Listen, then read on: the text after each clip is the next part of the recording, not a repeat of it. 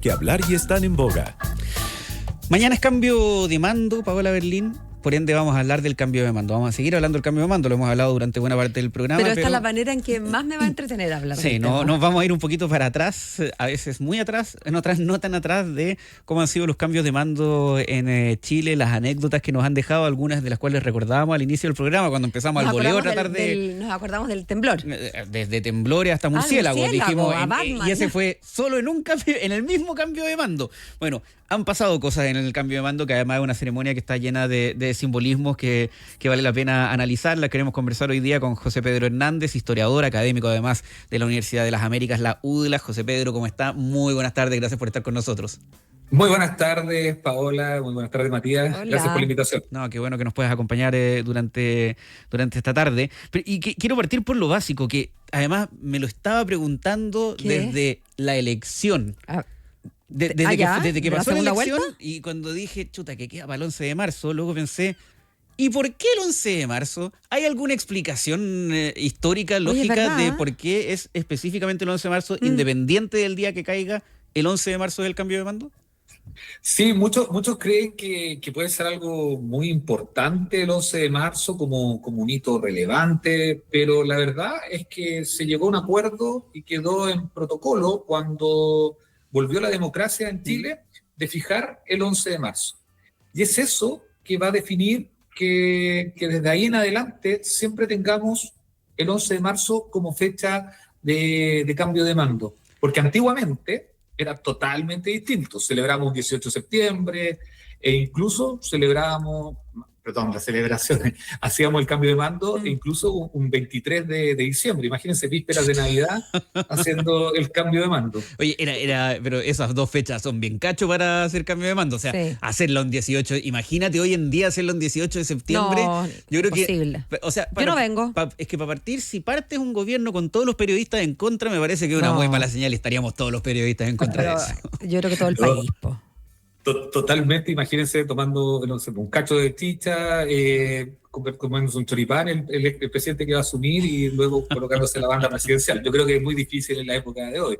O, por ejemplo, uno de los presidentes que estuvo el 23 de diciembre fue Ramón Barros Luco. Imagínense que él haya pasado por la confitería Torres, a comerse el sanduchito del Barros Luco y de ahí hacer el cambio de mando. No, claramente ha cambiado mucho.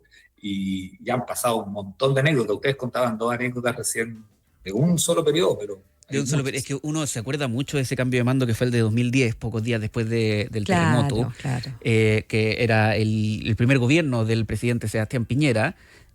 Porque era un periodo que todos tenemos muy fresco, pero además efectivamente ese temblor, que fue esa réplica que fue fuerte, yo me acuerdo como si hubiera estado ahí, yo estaba en mi casa viendo tele, pero yo me acuerdo como si hubiera estado ahí, como miraban hacia arriba las visitas, y algunos, ¿te acuerdas? Se pararon y se fueron nomás.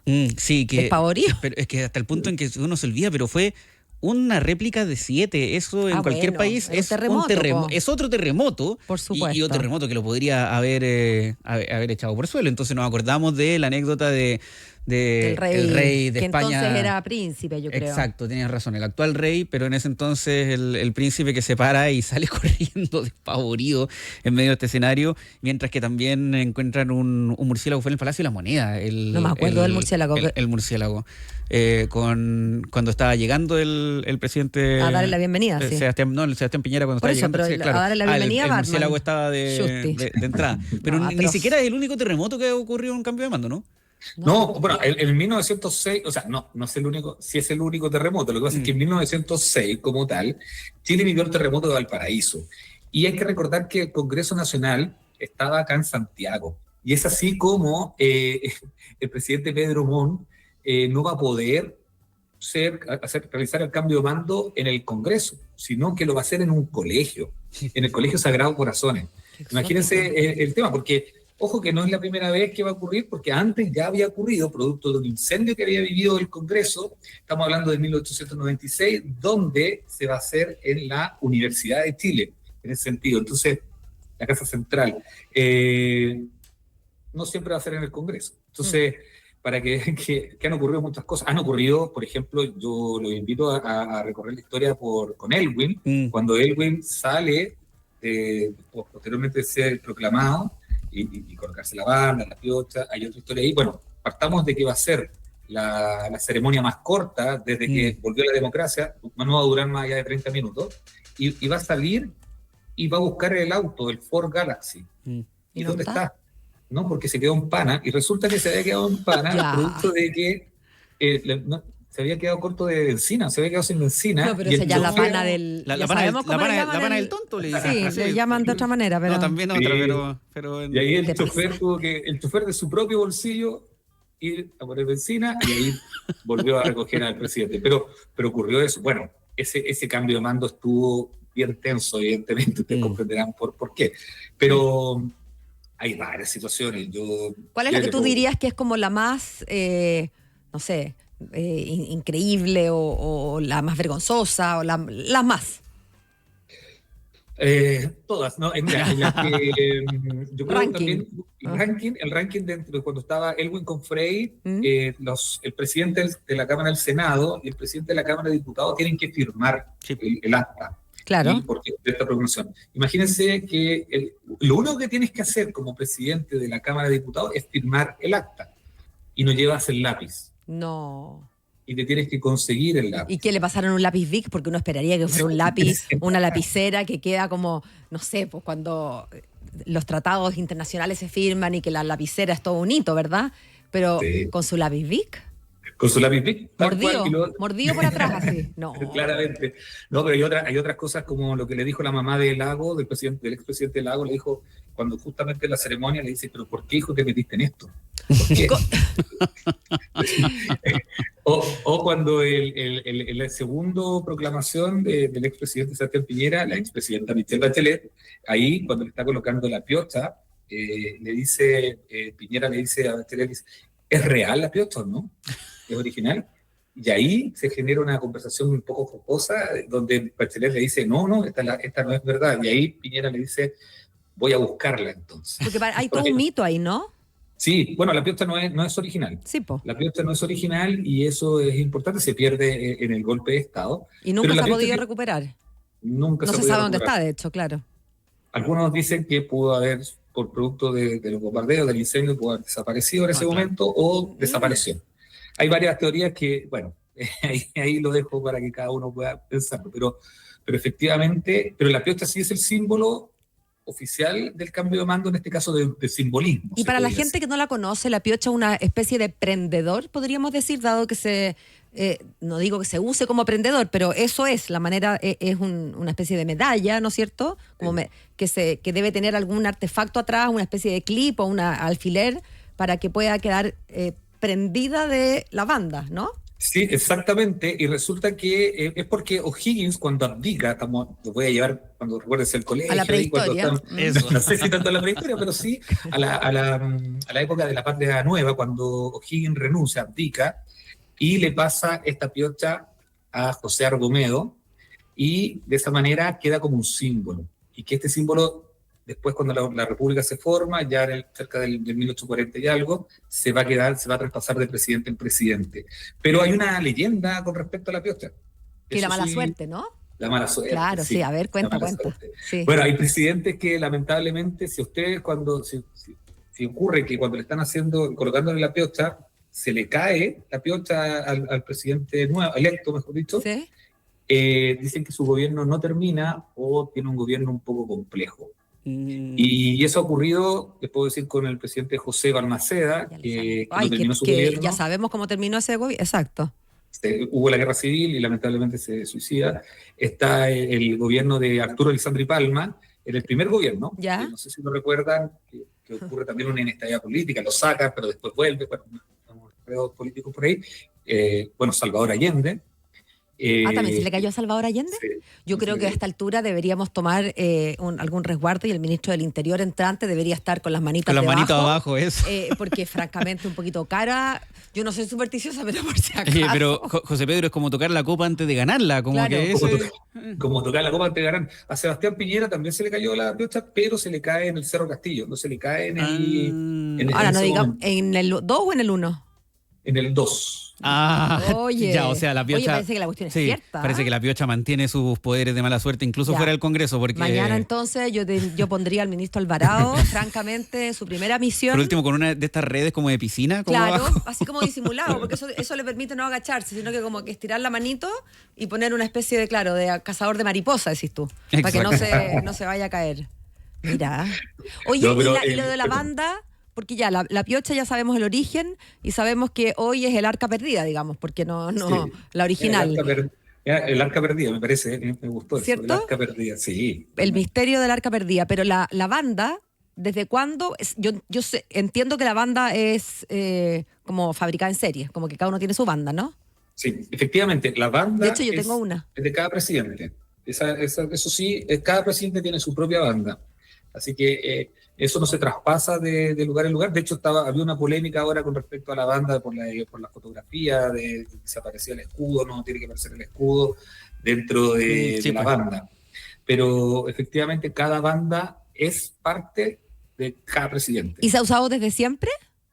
Desde siempre. Ya. Sí. Ojo, importante también, porque los primeros cambios de mando, si bien se usaba la banda, tampoco se hacían en el Congreso, sino que lo hacía el Tribunal de Justicia.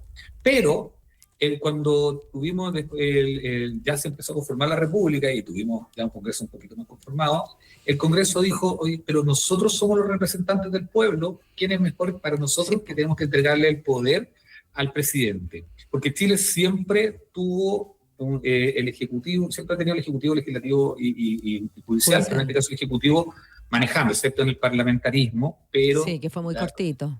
Que fue muy cortito, efectivamente. Pero justamente de ahí se cambia el Congreso. Estamos hablando de un Chile que votaba casi nadie, pero igualmente... Casi nadie y en versión masculina. Y versión totalmente masculina. Había un voto censitario. Sí, claro. Tierra, saber leer y escribir. Exacto. Estar casado.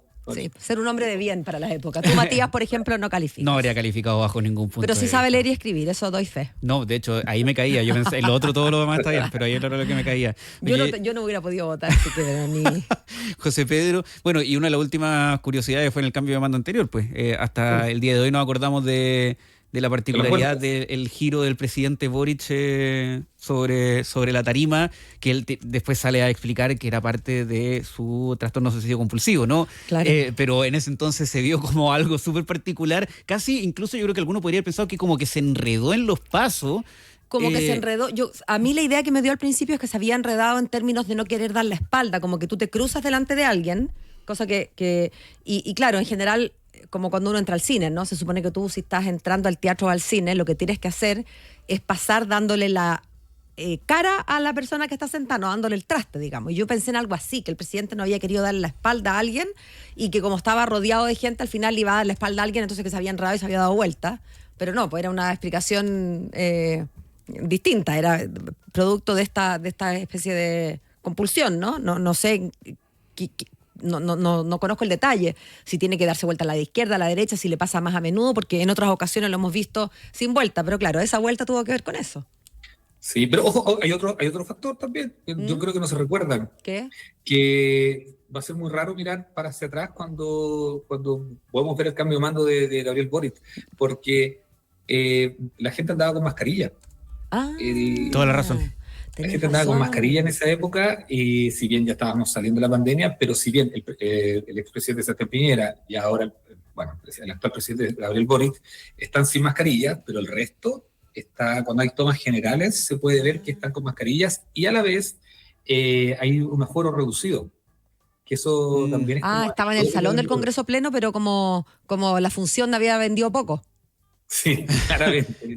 Qué fuerte, no como uno bloqueó efectivamente todo totalmente. eso, porque uno, claro, en su cabeza es como que se trata de acordar de esa instancia y lo ubicas a todos, pero como con la cara descubierta. Sí, totalmente. Y claro, te pones a ver las imágenes de la época. Te creo, pero no me acordaba. Y estaba todavía la situación en que estaban todos con mascarilla, cuando se acercan al micrófono, se sacan la mascarilla, hablan, se vuelven a poner mascarilla. Dios mío. Qué increíble que esa era la postal hace tan solo 4 años atrás. Hace solo 4 años atrás, impresionante. Bueno, ha cambiado mucho también hace solo 4 años atrás, así que han habido varios cambios y así ocurre hacia atrás. Cortito, por decirles que el de Elwin con Frey va a sonar un teléfono celular en esa época era impensado, nadie tenía celular, claro. Ahora, que además de haber sido un teléfono, eso sí que debe haber sonado fuerte, porque en esa época los celulares eran como un ladrillazo, ¿no? Claramente. Resonaba el... Quizás muchos andaban con estos celulares de palo y justo sonó un celular por ahí, pero... Que no era de palo, claramente. No era de palo. ¿Y supieron de quién era? No, ahí habría que verlo, no sé. Ah, mira, ¿quién fue el desubicado? ¿Quién fue el desubicado? Oye, buenas anécdotas del cambio de mando. José Pedro Hernández, historiador académico de la Universidad de las Américas. Qué bueno que pudiste venir a conversar con nosotros y atento a los que nos puede dejar la jornada de mañana. Pues, ¿qué sabemos ¿a qué hito? Ojalá que mañana en todo caso no sea uno, si es que va a pasar alguna anécdota, más bien divertida. Y no terremotos ni murciélagos, o sea, mamíferos voladores ni cosas raras. Exacto. ¿Cierto? Chao, José Pedro, que estés muy bien. Chao, que estés muy bien. Gracias, chao. Qué buenas historias. Qué buena historia. Lo de la mala suerte de la Piocha O'Higgins. Oye, pero además... No, y que además coincide. Claro. Ahora, claro, cuando se buscan estas cosas como supersticiosa mala suerte, siempre hay un hito que explica la mala suerte. O sea, además que no hay gobierno que no haya tenido un problema. Lo que pasa es que, claro, si pensamos en Balmaceda, es como un poquito mucho. De hecho, probablemente ahí parte que... el mito. Pero igual yo creo que es una buena medida esto que estoy diciendo, que haya un ministro, no digo que haya un ministro atajador de piocha, pero que alguien tome ese rol o que el que la manipula lo haga con mucho cuidado. Mañana 6:30 de la mañana, transmisión especial que comienza en conjunto entre Radio Infinita y Mega Noticias. Yo tengo que llegar a esa hora de la madrugada. Tú tienes que llegar a la hora a la que te citen. Ya. Eso es lo importante. Me citó un señor Matías de la Maza a las 8. Efectivamente, tú vas a estar aquí a las 8 para salir al aire a las 9, pero vamos a tener programación continua durante todo el día en esta jornada histórica de cambio de mando, transmisión conjunta entre Radio Infinita y Mega Noticias en todas las plataformas, tanto aquí en el FM como en la plataforma audiovisual a través de las distintas señales de Mega. Y vamos a estar en YouTube. Vamos a estar en YouTube, nuestro canal de YouTube de Radio Infinita, transmitiendo en vivo durante todo el día. Vamos a tener personas en el Congreso, vamos a estar con buenas entrevistas, el análisis de lo que es esta jornada histórica el día de mañana, así que los invitamos. Sí, que las fans de Matías a lo largo del mundo, mi familia a lo largo del mundo también nos podrán ver en YouTube desde tempranito. Los invitamos como en tantas ocasiones a acompañarnos el día de mañana y hasta entonces son las 7 de la tarde con 55 minutos.